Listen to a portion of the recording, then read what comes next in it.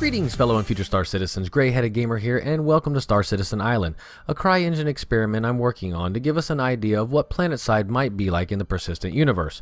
We are now on Island version 2.0, rebuilt from the ground up. Mainly because I corrupted my last island and it wouldn't load, but it was entirely too small for what I had planned, so I was in need of an upgrade anyway. Better sooner than later. Before getting back into the cargo series, the first project on the new island is a home base of sorts. I received quite a few requests to build some type of structures to show off some of the in-game assets, and I thought this was a great time to do it. And what better to call home on Star Citizen Island than the beachside hangar. I figured it needed to meet 3 basic criteria to be considered something that would be feasible in-game if CIG would actually consider planetside hangars. First and foremost, and painfully obvious, is a place to land our ships. Being right on the beach, no one wants to be cooped up inside of a steel and concrete hangar all day, so I went with a rooftop landing pad and made sure the supporting structures was extremely robust to handle the weight of the largest ships able to land planetside. As a bonus, it provides great island and ocean views. The ground level is accessed by a large heavy-duty ramp and can easily handle cargo transfer with a forklift or equivalent heavy machinery. Now I know a freight elevator would have been a better option, but sometimes simplicity is the best solution. Now the next area we would need is for cargo storage, but I thought I would add a workshop as well for small repairs and upgrades. Now if you happen to beat your M50 half to death, you'll need a spot to do a little body work before the next race. Now I'm very interested in repair and maintenance mechanics on our ships, and I couldn't resist putting together an area dedicated to just that. I really hope we can have something similar in-game instead of hiring NPCs to do all the work. Now I'm sure you noticed the lack of walls on the east and west side of the ground floor.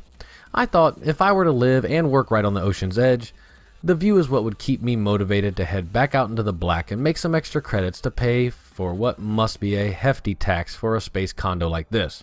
And I imagine walls could possibly maybe extend up from the floor to secure the hangar if the need arises.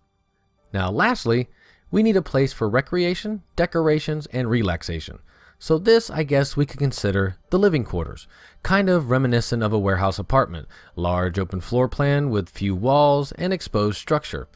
I love to see an area like this accessible to my org mates so we could gather and make plans for our next venture or just, bullshit.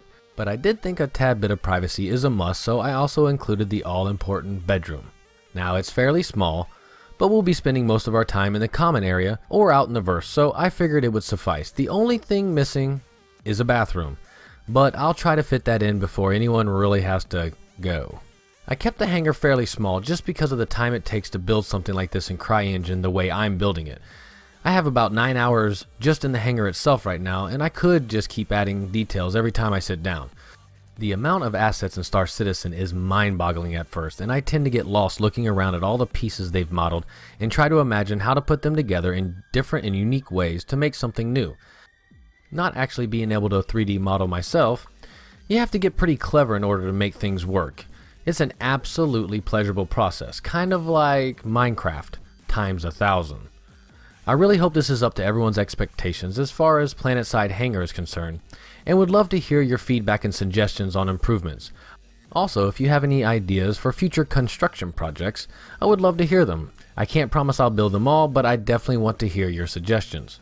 I also recently had a poll up on the RSI forums to decide which ship or ships to do the next cargo comparison on, and the Cutlass variants took the win, so my next video should be focusing on the Cutlass red and blue compared to the black.